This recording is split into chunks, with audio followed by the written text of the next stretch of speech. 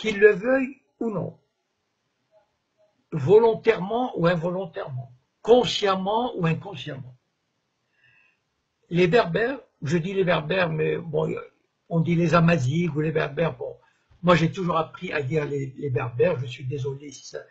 Mais enfin bon, les Berbères, qu'ils soient dans le Rif, qu'ils soient dans le sud-est, dans la zone de Rachidia, donc qu'ils le veuillent ou non, ils sont l'objet, ils sont entrés dans une combinaison mondiale, ils sont entrés dans un jeu de force internationale.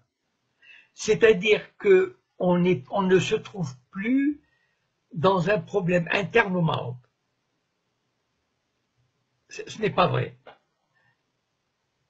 On le présente comme un problème interne, c'est-à-dire le problème d'une minorité ou d'une grande, enfin on dit que le Maroc est majoritairement berbère, c'est-à-dire à plus de 50%, ce qui est tout à fait vraisemblable, mais comme ce sont dans les régions de montagne, etc., cela ne ressort pas de cette façon-là.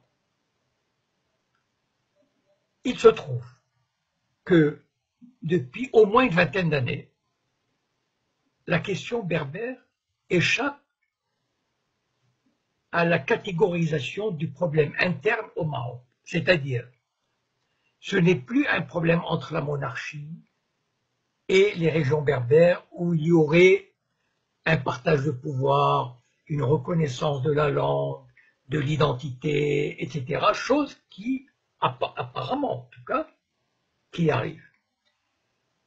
Il y a des forces étrangères, et je vais les citer, c'est le Mossad, en premier lieu le Mossad, avec des services secrets espagnols, français, mais en premier lieu le Mossad, qui a intérêt à semer le trouble, la discorde et la division.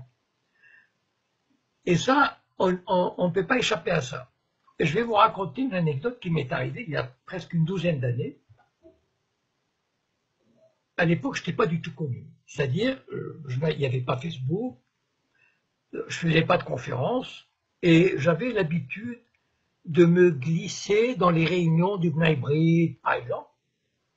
Le Bnai Brit, c'est la franc-maçonnerie juive mondiale. Et j'ai assisté à la réunion suivante. Je ne sais plus comment j'y suis allé, mais je suis arrivé. C'était la loge Ben Gurion à la mairie du 16e arrondissement.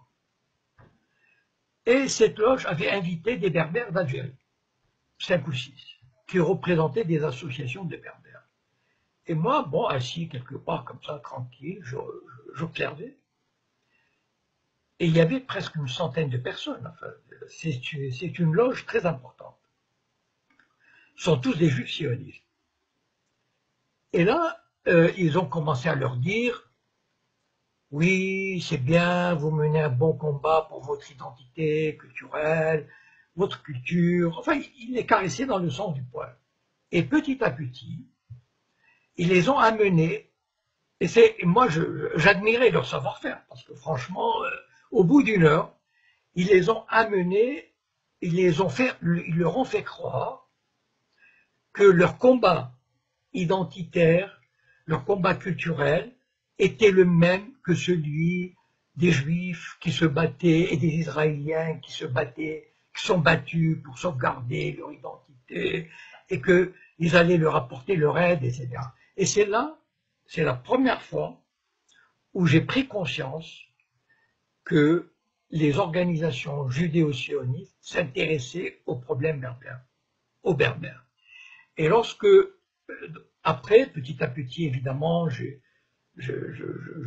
développé mes connaissances sur le Maroc, j'ai connu des gens du Rif et j'ai connu des gens de Rachidia qui m'ont expliqué des choses. J'ai dit dans une vidéo à Al-Mayedine, et il est vrai, je voudrais dire ceci, juste ceci aux Berbères, juste qu'ils prennent conscience, voilà, de ce fait.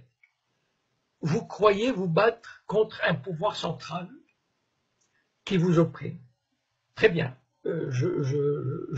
J'admets, je reconnais, j'appuierai toujours cette lutte, de minoritaires exploités et non reconnus. D'accord.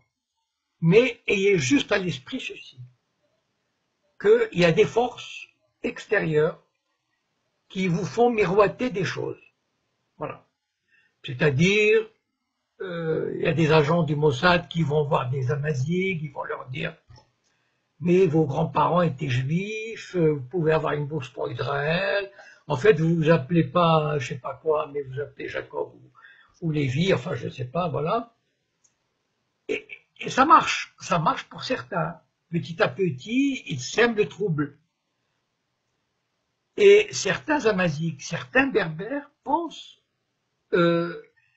trouver un appui, pensent trouver, comment dire, une voie de sortie d'une exploitation ou d'un colonialisme qui se trouverait à Rabat ou à Alger. Moi, je voudrais juste, comment dire, je n'ai pas du tout à vous dire comment il faut faire, de quelle manière il faut se battre, quelles sont les revendications que vous pouvez demander, etc. C'est pas mon rôle. Voilà, mon rôle, c'est, moi qui ai un peu d'expérience, qui ai une petite vision comme ça, de vous éclairer sur les dessous des cartes. Voilà, sur les tenants et les aboutissants. Ne vous faites jamais d'illusions sur le Mossad et sur les sionistes. Ils détestent tout le monde. Ils détestent les Arabes, ils détestent les Berbères, ils détestent les musulmans, ils méprisent les Arabes, les Berbères et tous ces peuples du tiers-monde. Donc, ne vous faites pas d'illusions. Les sionistes vous mèneront par le bout du nez. Voilà. Alors, donc, quand vous vous battez pour vos droits, qui sont tout à fait légitimes, pour votre identité, pour votre culture, pour votre place dans la société, pensez juste une chose, méfiez-vous des forces extérieures, vous savez, comme on dit, les sirènes, qui viennent vous chanter des trucs, ou qui viennent vous proposer de l'aide, ou qui viennent vous dire ceci. Soyez lucides, soyez cohérents. Je pense que nous avons vous savez, le but du sionisme, il l'a montré en Irak, en Syrie, en Libye, c'est de détruire ces sociétés, de détruire l'unité nationale, de détruire tout ce qui est un État moderne. Et les Berbères, je vais vous dire, si vous marchez dans cette combine, vous serez emportés. Vous faites ce que vous voulez, hein, moi, voilà, mais vous serez emportés. Voilà. Donc, ne vous faites pas d'illusions, juste, enfin voilà, réfléchissez. Vous savez, nous sommes dans un monde, enfin, il y a la mondialisation économique, etc., mais il y a la mondialisation sécuritaire. Voilà, aucun pays n'échappe, et surtout pas le Maroc ou l'Algérie, enfin je parle du Maroc principalement, ne peut échapper à cette emprise terrible. Moi, je tiens beaucoup à mon pays, je le redis, et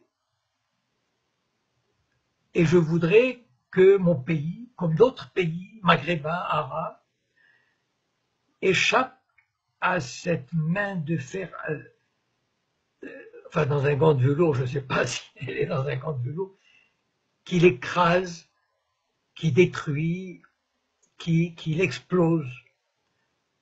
Voilà, c'est un peu le message que je voulais vous transmettre ce soir. Voilà, ça m'a fait plaisir. J'espère avoir à peu près tout dit. Restons unis, restons solidaires.